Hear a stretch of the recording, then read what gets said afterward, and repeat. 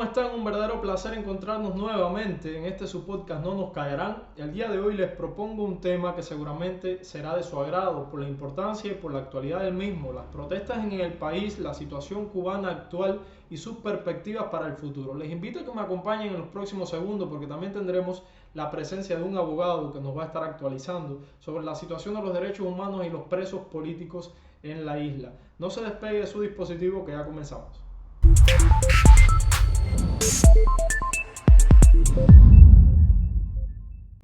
Y en estos días la aparente inercia ciudadana, la tranquilidad aparente a pesar de las grandes molestias en el país por la gestión de Díaz-Canel se vio interrumpida por una protesta masiva en la provincia oriental de Guantánamo, en el municipio de Caimanera. Hay un grupo de personas con reclamos que son extremadamente justos, como el acceso a la alimentación, a una alimentación decorosa, a la vivienda, reclamos por la situación económica actual que fueron más allá y vimos personas pidiendo democracia y derechos humanos en las calles del país. La respuesta del régimen, no por esperada, deja de asombrar. Cortes de internet, seguido de represión y como última instancia una campaña propagandística para desacreditar a los cubanos que allí protestaban. Cubanos que, dicho sea de paso, son de los sectores más humildes del país. Yo creo que esta consecución de hechos no va a terminar acá. Nos esperan un verano bastante propicio para que ocurran estas demostraciones populares de malestar que están bien fundadas, ya no solo en la situación económica del país, sino en una situación política que cada vez se le escapa más de las manos al régimen cubano. Yo creo que en estos momentos estamos atravesando una etapa histórica en la nación. Se acumulan un conjunto de factores que dan al traste con años anteriores y que vislumbran un futuro bastante prometedor para la causa de la democracia en Cuba. En primera instancia, y lo comentábamos en el capítulo anterior, el acceso a la información como herramienta para burlar la política comunicacional y la hegemonía comunicacional que el Partido Comunista ha mantenido durante los últimos 60 años de forma férrea. Las redes sociales han roto con el discurso, han roto con la hegemonía en las comunicaciones, con la censura del régimen impuesta a través de los medios públicos del país. En segundo lugar, un vacío de liderazgo cada vez más evidente en las filas del Partido Comunista. No hay en estos momentos, ni en la Asamblea Nacional, ni en el Consejo de Ministros, ni en el Consejo de Estado, ni en los gobiernos provinciales o la estructura estatal a nivel provincial, ninguna figura que vislumbre el liderazgo, que vislumbre, que levante simpatías en la población cubana, y esto quedó demostrado en la última pseudoelección en la que Díaz-Canel salió reelecto y que la cúpula prácticamente no tuvo movimiento político alguno. No hay liderazgo, no hay capacidad de gestión, no hay capacidad de renovación de cargos que no son líderes naturales, sino son burócratas con poder. Y el último aspecto, no menos importante, efectivamente es la crisis económica. Un aspecto que, a pesar de ser crónico a lo largo de la historia cubana, tiene en estos momentos especial importancia. Primero porque ya es una crisis que va más allá de la crisis alimentaria, hay una crisis energética, una crisis de desabastecimiento de combustible, desabastecimiento de productos de primera necesidad, una inflación disparada, la capacidad de compra del salario cubano se ha esfumado de forma que sorprende en los últimos años, y todo esto junto da como consecuencia la aparición de protestas populares y de un nuevo escenario político en la Cuba de hoy. Les propongo una pausa y ya regresamos.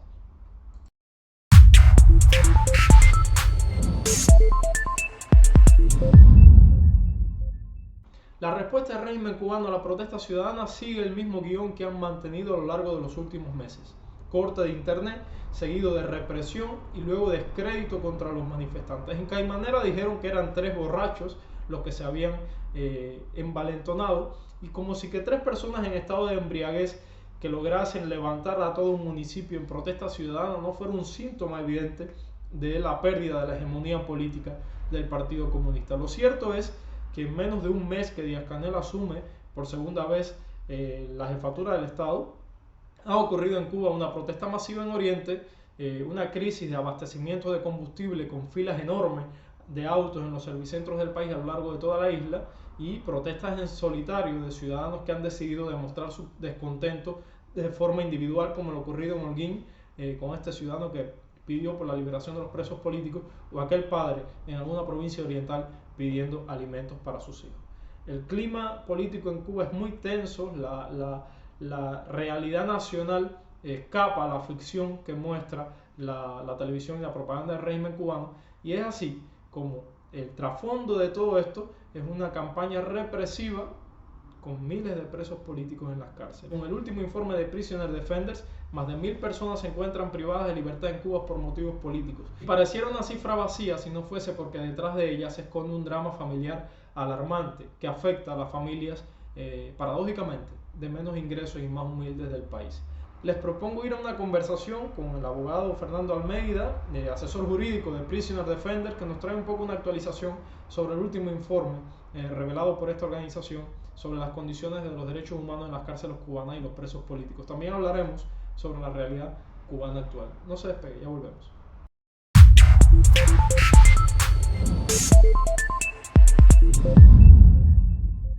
Fernando, un gusto que nos estés acompañando. Fernando Almeida, activista por los derechos humanos, también colaborador con varias ONGs dedicadas al tema de los derechos humanos en Cuba, asesor jurídico de Prisoner Defenders y, para mi gusto, amigo en el ámbito personal.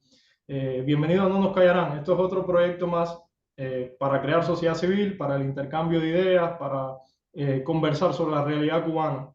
Fernando, justamente hoy estamos hablando de los acontecimientos que pasan en Cuba.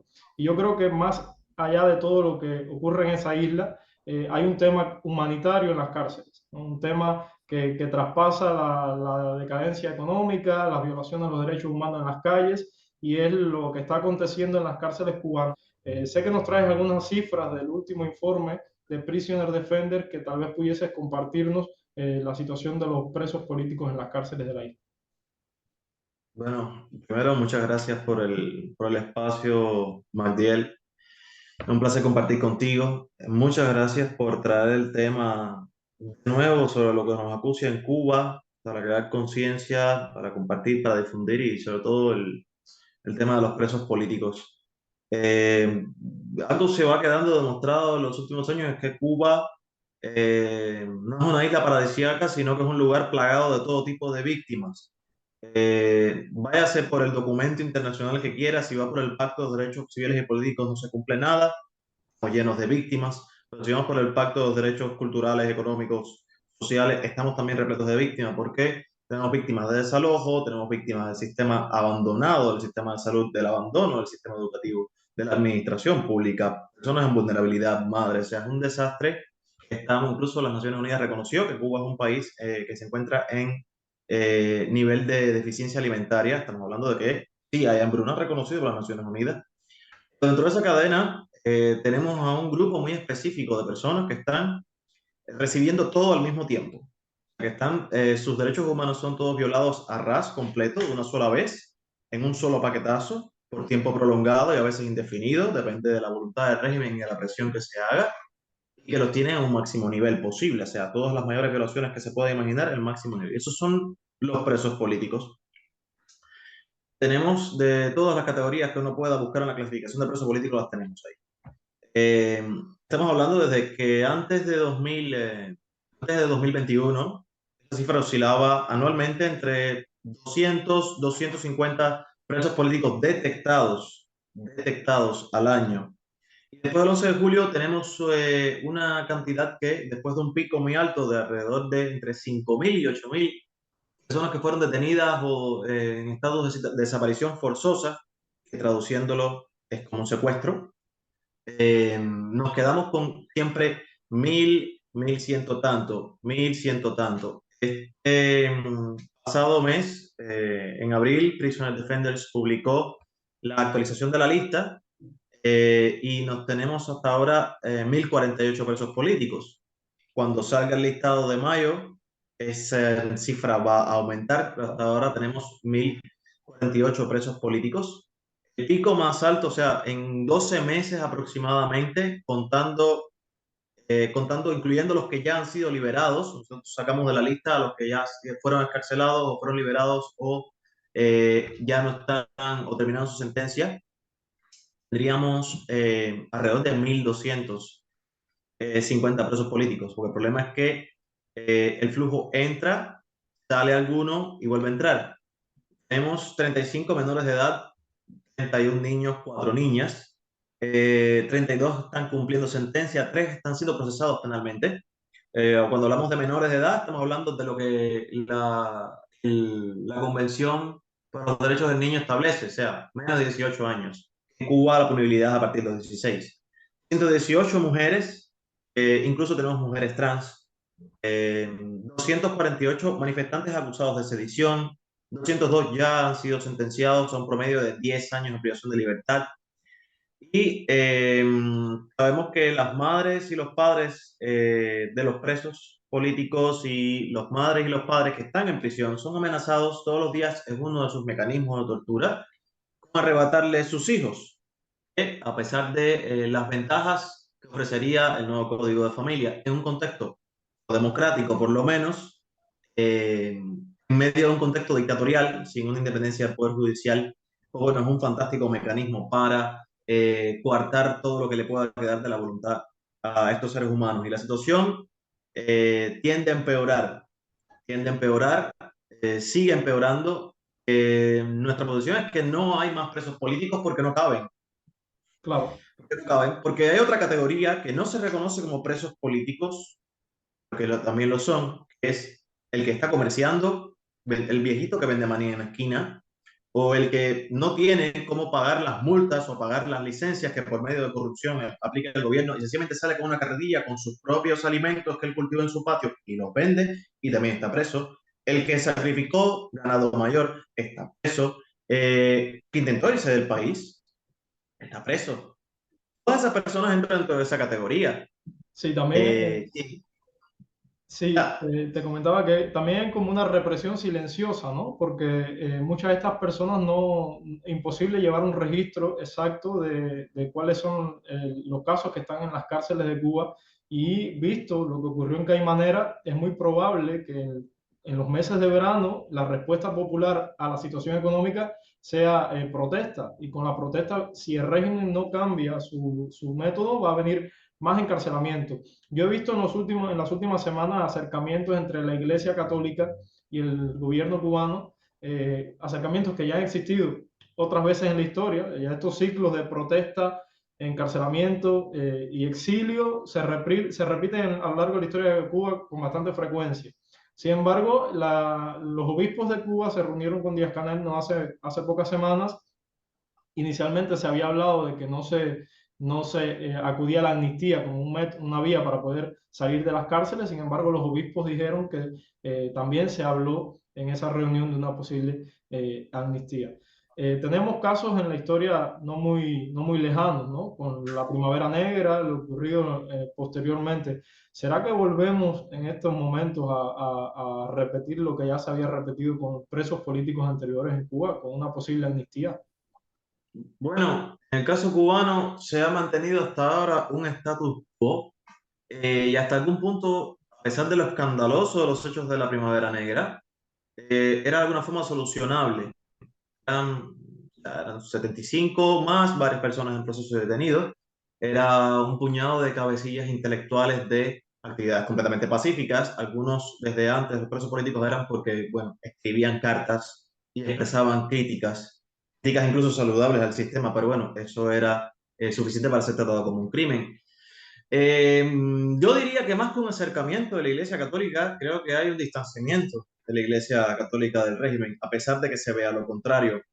La Iglesia Católica, y estas son diferentes fuentes que tengo, algunos más directas que otras, todos me dicen lo mismo, están muy molestos, están muy irascibles, porque lo que sucede es que esas liberaciones, esos acercamientos que fue un proceso muy largo desde la entrada prácticamente en el poder de Raúl Castro hasta la llegada de Díaz-Canel, se fue a Bolina. O sea, habían acuerdos. Cuando uno da su palabra internacionalmente, se espera un compromiso. A Cuba se le entregó dinero, a Cuba se le entregaron puertas, a Cuba se le entregaron llaves, se le dieron oportunidades y le dijeron, ok, por las malas no cambias, vamos a hacerlo por las buenas. No tenemos tanta presión del bloque que te defiende a ti y bueno, vamos a pensar que ustedes progresivamente van a hacer un cambio y no van a ser lo suficientemente tontos como para hacer un suicidio político y masacrar a toda la población de Cuba hasta que no quede nadie vivo o se mueran de hambre. Lo cual efectivamente terminaron no haciendo. Optaron por destruir el país, destruir la sociedad, dejar a Cuba en el esqueleto. Y ahora mismo que la Iglesia Católica está muy puño en tierra. Ese diálogo que vimos fue porque está al borde de la dictadura de que el Papa se pronuncie respecto al régimen como se pronunció respecto a Nicaragua. Nicaragua también fue un poco del hastío, ¿no? Eh, Amnistía es algo que está muy complicado que se haga. De hecho, no ha habido reales amnistías. La amnistía implica un borrón y cuenta nueva desde el punto de vista penal, pero implica una forma de mecanismo de diálogo en el cual hay un reconocimiento de esas personas. No eres un delincuente, eres una persona con una posición política que no comparto, pero te doy reconocimiento que eso no fue punible, me equivoqué, sale libre. Ellos no van a hacer eso nunca. Está el otro predicamento, se exige que se liberen, pero ellos lo que quieren es votar y privarlos de la ciudadanía, o sea que no es válido, no es una opción que se vayan, pueden irse. Los países, algunos países están dispuestos a dar visado, pero lo que están dando puño en tierra es que si ellos quieren quedarse con su familia, se queden, y el régimen tampoco quiere ceder. Y hablamos de que el régimen está fracturado. Cuando usted ve que un régimen de este tipo se estanca y llevamos casi 3 años, si se dan cuenta, en completo estancamiento, realmente no hay ningún cambio, una ley que dice lo mismo que ya sabíamos y que hacían, y es casi la misma cantidad de presos políticos, casi la misma cantidad de flujos migratorios, lo mismo con lo mismo. Eso significa que hay dos facciones enfrentadas que no dan pie con bola. Usted ve que dejan a Díaz-Canel, significa que hay dos facciones enfrentadas y que no hay un recambio. Y cuando ese régimen se estanca, pues empieza a podrirse. Lamentablemente, lo está sufriendo el pueblo, es algo que también está viendo la comunidad internacional. Exacto. Estados Unidos lo está viendo la Unión Europea. ¿Qué significa eso? ¿Que van a hacer algo para rescatar al régimen a estas alturas? No vale la pena gastarse ni un centavo en rescatar algo que es irrescatable. No lo Totalmente. es. Y tú has dicho una cosa bastante interesante y es la naturaleza de las personas que están en prisión, porque si hasta estos momentos se encarcelaban a intelectuales, artistas disidentes, a personas que de cierto modo buscaban organizarse para crear una disidencia interna, los presos políticos de hoy son de sectores populares de la sociedad cubana, que muchos de ellos no tienen afiliación política, que salieron a las calles por la necesidad económica en que se encontraba el país, y traídos también por el acceso a la información de las redes sociales que les hace conocedor del derecho de tomar las calles como un derecho humano, ¿no? Y yo creo que también aquí hay un precedente importante y que se va a seguir repitiendo. Bueno, Caimanera fue una muestra de ello y no dudo que el sentimiento de protesta no sea callado con el éxodo que ha pasado en el país en los últimos años. Yo no sé si tú estás de acuerdo conmigo en que nos encontramos en un punto de inflexión, un punto de falta de liderazgo absoluto en el Partido Comunista, de una decadencia económica con una crisis que ya es crónica, que tiene varias etapas en el país y por supuesto con el acceso a información a través de las redes sociales que aunque han buscado coartarlo, no lo han conseguido. ¿Cómo avisoras tú un futuro cercano para el autoritarismo en Cuba?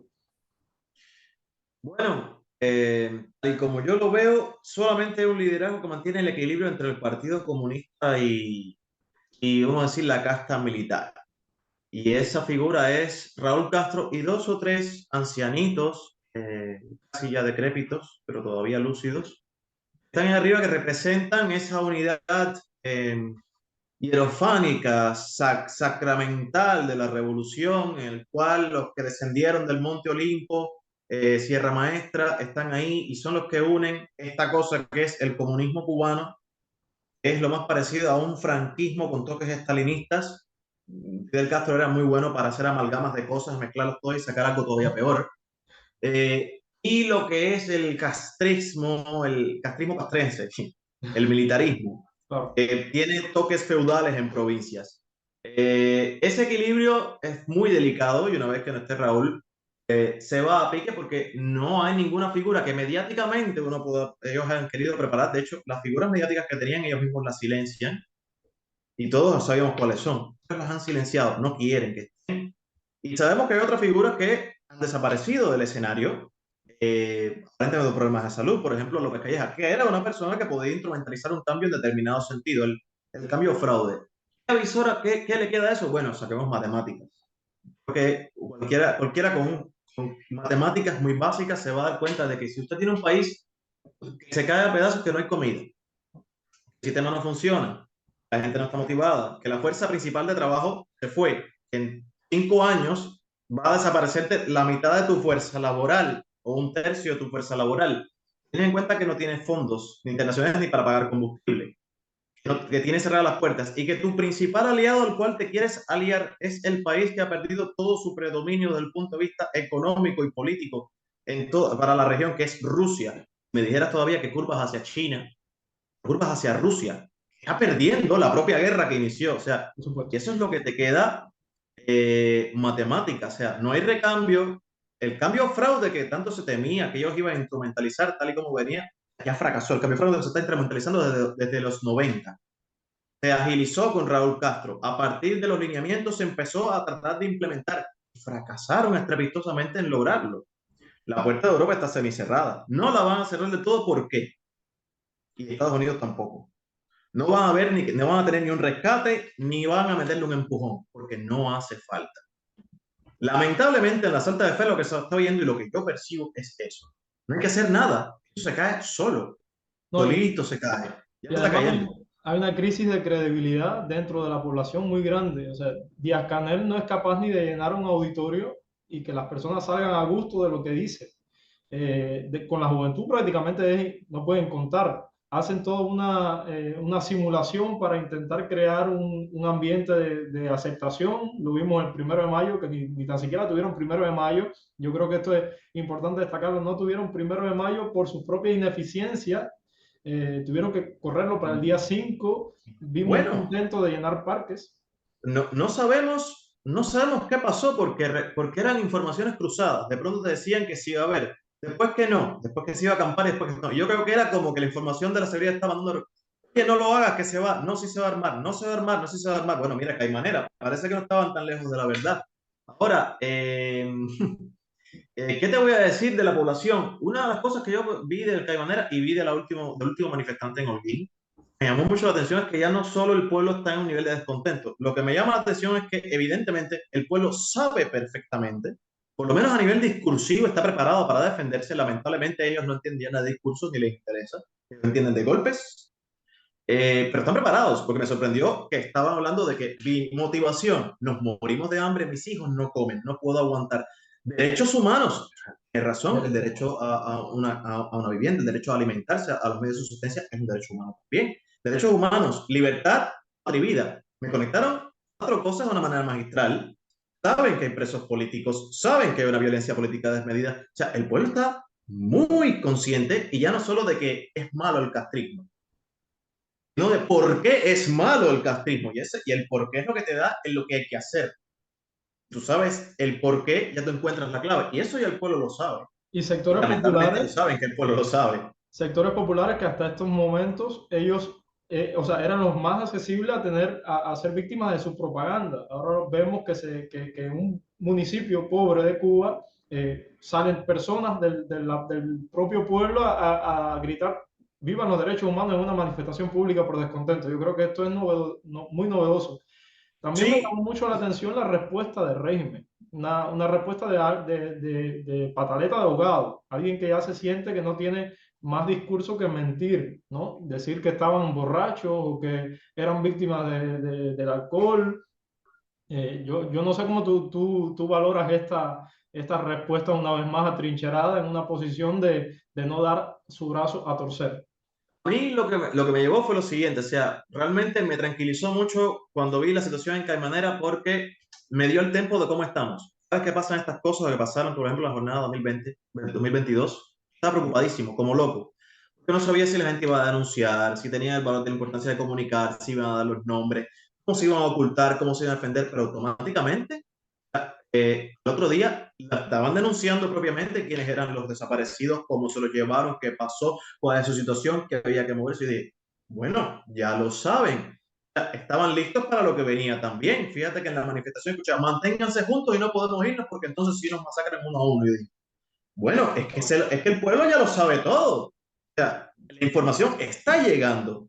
vez no lo hacen porque están esperando el momento determinado, pero la respuesta que dio el régimen tampoco no me es para nada sorprendente. De hecho, es un poco decepcionante. Es el mismo manual que les funcionó durante mucho tiempo y ya no funciona porque tú no puedes aplicar para lo que aplicabas para un grupo de personas selecto con un espíritu de estoico al nivel de José Daniel Ferrer, no lo puedes aplicar a una población y sobre todo cuando tú no sabes ni quién va a ser el que salte, porque saltan los padres, los abuelos, el muchachito, no sabes. ¿Qué está pasando también? Está, Que se habla poco y creo que es tiempo de empezar a visualizarlo. Y es que ellos son fáciles para masacrar y usar la violencia contra los no violentos. Pero hay otra parte que se le está yendo de las manos. Porque si a mí la cantidad de incendios que hay en Cuba, ni en la peor temporada de incendios, ni en la peor temporada de calor atroz, había esa cantidad de incendios. Y mucho menos un incendio en el 1 de mayo, nada más y nada menos que una estación de matanzas de combustible. Aunque es demasiado, o sea, yo empiezo a sumar a otro y ya casi que yo tengo más incendios que manifestaciones, y hay bastantes manifestaciones o bastantes expresiones de protesta, sean en redes o en persona. y la aparición de carteles en el campus de la Universidad de La Habana, o sea, para mí me llama Eh, la atención. exacto, están por donde quiera, son ineficaces porque lo que hacen es calentarle más la cabeza a la gente y el problema es que lo que está ahora generando el verdadero motor de la protesta es algo que ellos están quitando, o sea, es que ¿cuánto tiempo puedes aguantar sin agua? ¿Cuánto tiempo puedes aguantar sin comer? Y sobre todo, ¿qué perspectivas me das de que vale la pena resistir si ya no puedo ir del país? Me cierran todas las fronteras y tú has vendido que tú al final lo que mandas son inmigrantes que tú no te vas a ocupar ni vas a proteger tampoco. Y encima de eso me dices que cuando llegas a los 14 años, tu perspectiva es que no vas a comer. Y que si tienes 60 años ya tú no vas a comer. No importa cuántas zafras hayas ido, ni cuántos trabajos voluntarios. Te vas a morir de hambre. Y porque sí, te vas a morir de hambre. Porque lo mando yo. Y Claro, además, la supuesta solución de las MIPIMES, lo no, que está generando es disparar la inflación, porque los muy inteligentes comerciantes lo que están haciendo es armar una MIPYME para venderla. Y estás especulando sin generar capital. Por lo tanto, la inflación se va a duplicar. Entonces, la gente lo que está, sencillamente la gente, yo creo que lo que está haciendo ahora el pueblo cubano es coger un reloj y decir, bueno, cuando llegue la hora pico que va a llegar, ya yo me tiro. Que no me quede ningún tipo de molestia, como pasó en Guantánamo, una de las regiones más pobres y más machacadas durante toda la historia de Cuba, no solo del castrismo, por desgracia. yo creo que están aplicando una política de contención, o sea, para mí que corten el Internet por una manifestación en Oriente me parece la medida política más cobarde y que más lo retrata delante de la población cubana. Están aplicando un protocolo de crisis que los deja desenmascarados ante el mundo, de una cobardía extrema. Para empezar, una medida bastante contraproducente. Hay personas en ese momento que están en los hospitales necesitados de comunicación y que corten el Internet. Me parece el extremo. Ya sabemos que lo van a seguir haciendo. Yo creo que parte de lo que se debería ser un debate público en estos momentos es cómo afrontar en momentos como estos una protesta, un corte de Internet. Y yo creo que debería ser una de las cosas que se plantearan porque aunque son circunstancias diferentes, en la Europa del Este se cayó el comunismo y no había Internet, ¿no? El Internet es un medio muy importante para comunicarse, pero cuando la gente quiere comunicarse, lo que tiene que tener claro es que cuando van a cortar comunicaciones saben lo que tienen que hacer. Lo que tratan de hacer ellos es masacrar con violencia, capturar a varios para hacerlos el ejemplo. Pero llega un punto en el cual si tú usas demasiado el mismo herramienta, pierde el efecto. Cada vez que actúes también te van a coger la medida. ¿Ya? En qué manera sabían lo que venía y cómo iban a actuar. Fíjense, la gente estaba repitiéndose la medida, se la saben de memoria. Un buen día van a saber hacer una contramedida. Ya casi se les levantó, o sea, casi logran mantener 3 días bloqueado el acceso al pueblo de Pastelito en Nuevitas, que no se olvide eso. ¿Qué es lo que tenemos que hacer? Yo creo que está muy claro. Todavía tenemos muy pocas capacidades para poder afrontar la situación de las víctimas. O sea, los presos literalmente se nos mueren de hambre, eso no puede pasar. Necesitamos tener fondos responsables entre ciudadanos, ni siquiera se digo que se lo dé a una ONG, sino que entre ciudadanos se organicen y algunos lo hacen para apoyar más esos proyectos Claro. independientes de ciudadanos que están sobre todo en el extranjero para proveer, aunque sea la recarga que hace falta, proveer un celular cuando se desaparezca, sobre todo para los que tratan de mantener el foco Y hay que tener un lenguaje muy responsable cuando se debate con alguien que está dentro. Yo a veces con muchas figuras que son emergentes, que son simplemente ciudadanos, por Dios, y estoy llamando atención, no tienen que ser el presidente de la República ni la presidenta, son ciudadanos que ya son críticos. Basta, el sistema no lo aguanta, se explotan con eso. Esos ciudadanos es importante que nosotros seamos responsables a la hora de debatir con ellos, porque a nosotros no nos van a cortar el internet. Yo tengo un problema contigo, por ejemplo, Matiel, me puedes decir 4 millones de barbaridades o 4 millones de verdades. A mí no me van a cortar el internet, ni a ti te van a cortar el internet por decírmelas. Pero ellos sí, ellos van y no tienen riposta por eso. Hay que ser cuidadosos y hay que pensar en fondos reales y en acciones reales de emergencia para cuando las personas estén en la peor sin necesidad. No puede ser que alguien salte, lo boten del trabajo y no tenga que darle de comer a un niño. No es justo, porque está hablando por todos nosotros. Uso el pecho, sabemos que el que salta allá adentro tiene corazón de mártir. Lo que ya que vivimos, ya que viven esos cubanos en el martirio, algunos sencillamente se adelantan. Esas son cosas muy importantes y concretas que nos fallan y que requieren sencillamente un buen manejo de ingresos que uno tiene. Ni siquiera estoy hablando, de nuevo, no estoy hablando de dárselas a las ONG. Las ONG tal vez deberían recibir más si la condición es que el 50% de su presupuesto real es directo para enviar a Cuba y que no se quede el mayor, más del 50%, fuera del exterior, porque es importante el trabajo que hacen, pero no todo es monitoreo. Y lo hablo de una organización que trae ese monitoreo, pero también realiza asesoramiento. Eso también es importante tenerlo en cuenta. Yo estoy totalmente de acuerdo contigo. Yo creo que los emigrados tenemos una responsabilidad y un papel que jugar con lo que está pasando en Cuba y el papel no es jugar en ninguno de los casos. No tenemos que ser bastante responsables con eso, sobre todo cuando vemos que la gente dentro de Cuba le han dado una bienvenida tan contundente a Díaz-Canel en esta legislatura. O sea, en menos de un mes, una protesta masiva en un municipio, el régimen atraviesa una crisis de combustible, protestas individuales de personas en solitario en diferentes ciudades y unido a eso la aparición de carteles y de actos que hasta cierto punto se Bueno, pueden llamar de clandestinaje, ¿no? y Ascanel yo creo que ahora no lo quiere, ni el clima ni los espíritus lo quieren, porque cada vez que se anuncia algo él viene una desgracia. Yo estoy temeroso de que si él sigue un año más en el poder vamos a tener un terremoto o un maremoto en Cuba, porque es lo que falta. Sí, Ya. sobre todo y además que este señor que han puesto es un burócrata que o sea, es nulo su capacidad de liderazgo y como no es nula su capacidad de liderazgo ante las masas, así de nula es su capacidad de administración. Es un títere que han puesto ahí, no sé qué pasará en los próximos 5 años. Esperemos que demos el empujón final para que no pueda terminar su legislatura, ¿no? Bueno, muchísimas gracias, Fer, por estar acá en este espacio. Un Un placer placerazo, enorme, Magdiel. y estamos acá para cualquier cosa.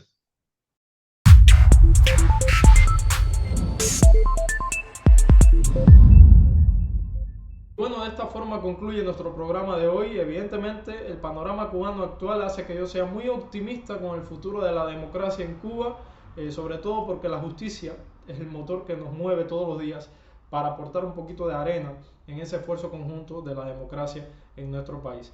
Pueden encontrarnos en las plataformas de podcast, Spotify, Evox, también en nuestro canal de Telegram, en las redes sociales, estamos en todas, Facebook, Instagram, YouTube. Se pueden comunicar con nosotros a través del correo electrónico que le va a salir en pantalla, no nos callarán @gmail.com. Ahí vamos a estar recepcionando sus críticas, comentarios, sugerencias, sus denuncias.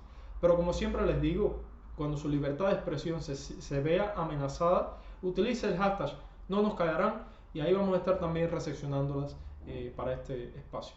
Un gusto, soy Magdiel Jorge Castro y los espero en el próximo capítulo.